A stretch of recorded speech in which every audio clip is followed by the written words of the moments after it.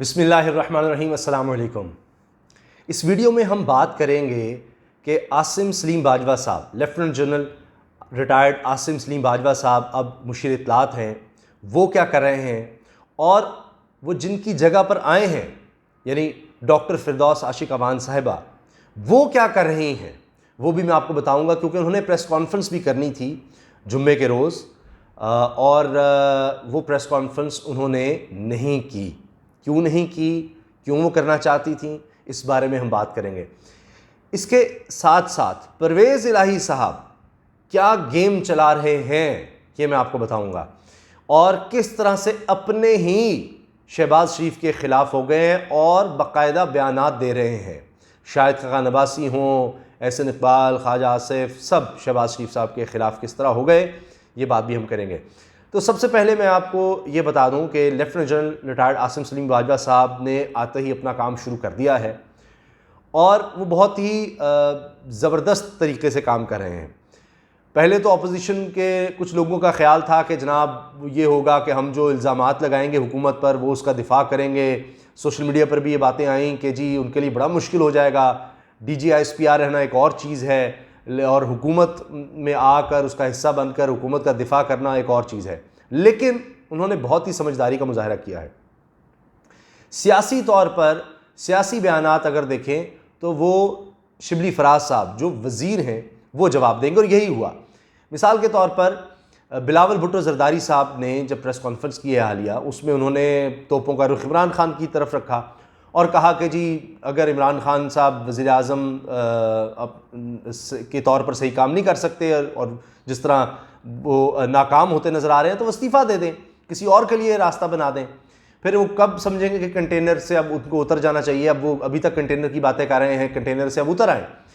साथ उन्होंने ये भी कहा कि जी 1 रुपया नहीं, 1 रुपये की मदद नहीं की वफाकी हुकूमत ने सूबाई हुकूमत की, और हम पर इल्ज़ामात लगाते रहते हैं और सूबाई हुकूमतों को सबुटाज कर रहे हैं।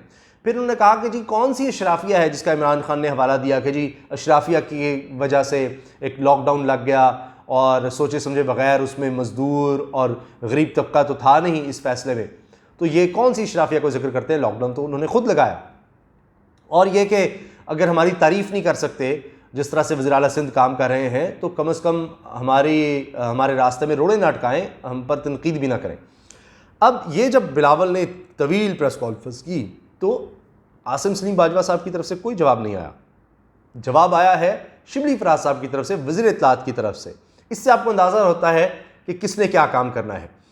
तो शिबली फराज साहब ने इसका जवाब दिया कि जी ये बिल्कुल हमारी हुकूमत पर बेहुदा और ऐसे ही फजूल और भोंडे इल्ज़ामात लगा रहे हैं, अपनी नाकामी छुपा रहे हैं, खुद कुछ होता नहीं। अब पूरी दुनिया में लॉकडाउन नर्म हो रहा है और ये लॉकडाउन की जो स्ट्रेटजी थी सख्त लॉकडाउन की, ये नाकाम हो चुकी है। ये सब बातें उन्होंने कही। आसिम सलीम बाजवा साहब ने आते ही जब जो पहला दौरा किया है वजारत इत्तलात का, वहाँ जाकर कहा है कि हम 21वीं सदी के मुताबिक इसको ढालेंगे। जिस तरह से वो जब DGISPR थे उन्होंने बहुत काम किया, तो वो उस तर्ज पर, और नौजवानों के लिए ख़ास तौर पर एक तो ये कि ट्रेनिंग प्रोग्राम्स होंगे, इसके अलावा साथ साथ जो जर्नलिस्ट हैं उनके लिए भी प्रोग्राम्स होंगे।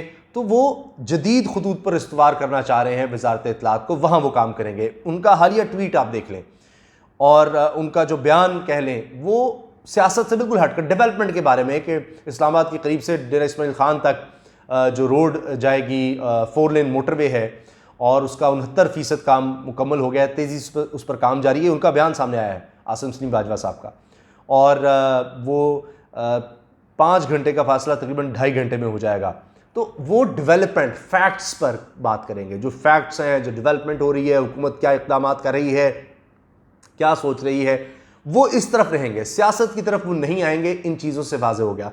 तो आते ही वो अपने काम पर लग गए हैं lieutenant general retired Asim Salim Bajwa साहब, और वो ऐसा कोई मौका मुझे नहीं लगता कि अपोजिशन को देंगे कि जिस पर अपोजिशन उनके ऊपर तनकीद कर सके lieutenant general retired Asim Salim Bajwa साहब के ऊपर। वो फैक्ट्स पर जाएंगे। फैक्ट्स को आप कैसे डिनाई करेंगे कि ये मोटरवे बन रही है, ये डेवलपमेंट का काम हो रहा है, ये हुकूमत ने फैसले लिए हैं, ये किया जा रहा है, आगे हम ये करेंगे।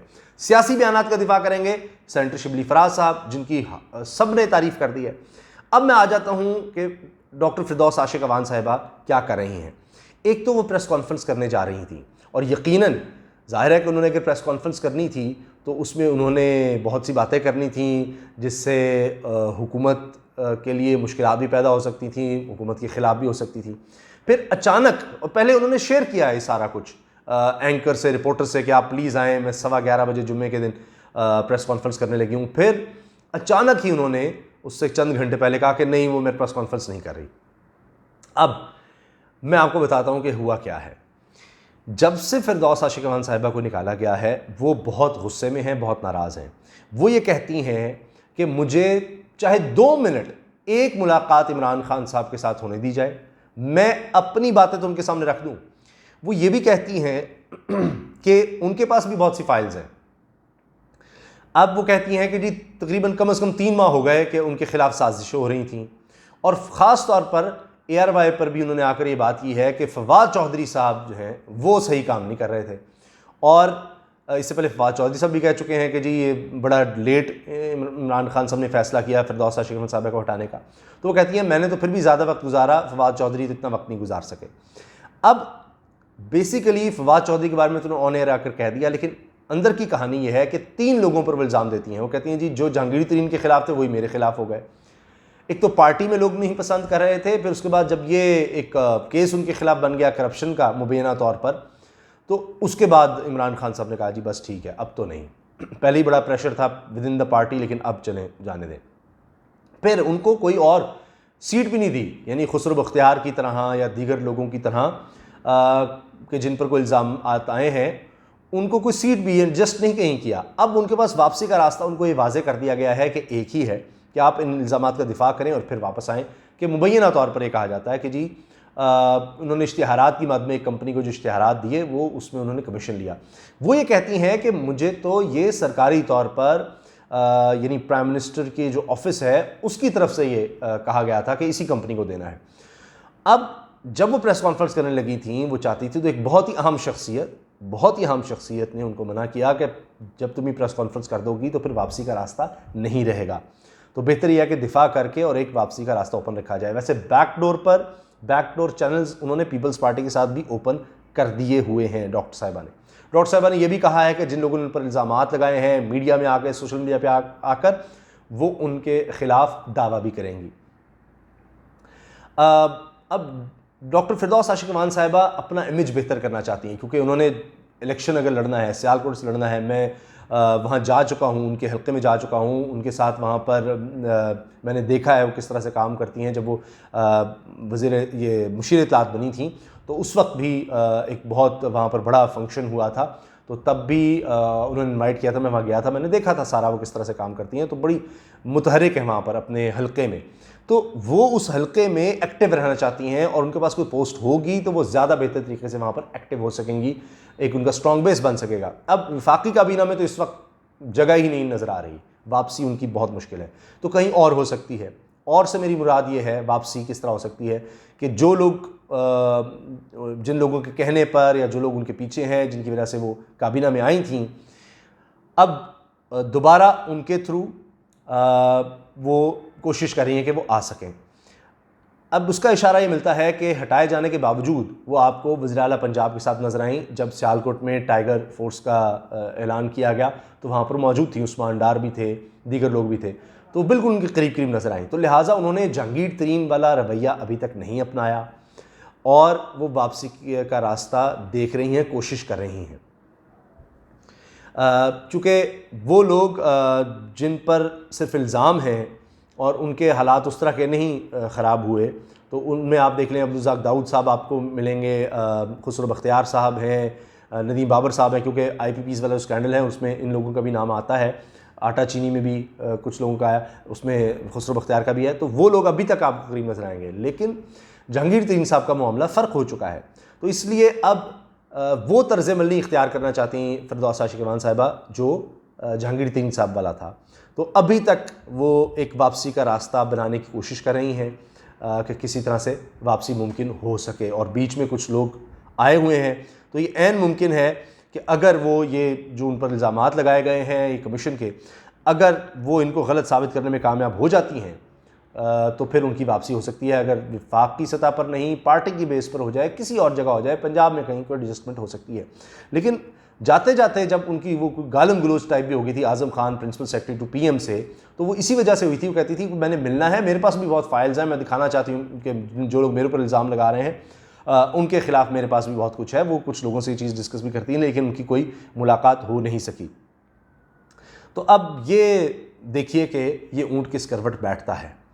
परवेज़ इलाही साहब ने क्या किया है कि जनाब, परवेज़ इलाही साहब ने एक ऑनलाइन सेशन सा बुला लिया पंजाब में जो मुख्तलिफ पार्टीज़ हैं उनके लीडर्स का, और वजारत सेहत पंजाब पर तनकीद शुरू कर दी कि जो करंतना सेंटर बनाया गया एक्सपो सेंटर लाहौर में, वहाँ पर सहूलियात नहीं थी। उस पर उन्होंने एक अपनी अलग एक बैठक से जाकर यानी एक तरह से पंजाब हुकूमत पर ही तनकीद करना शुरू कर दी।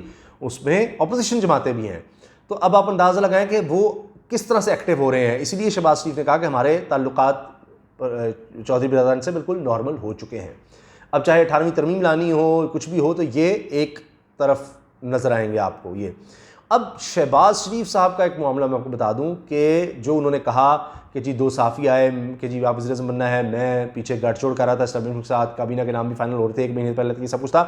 तो इस पर तो कुछ लोग कह रहे हैं कि जी मरीम नवाज़ साहिबा को इस्तीफ़ा मांग लेना चाहिए शहबाज शरीफ का, कि ये क्या है, ये तो खुद मान रहे हैं कि जनाब ये गैर जमहूरी ताकतों के साथ ये गठजोड़ करने की कोशिश करते रहे।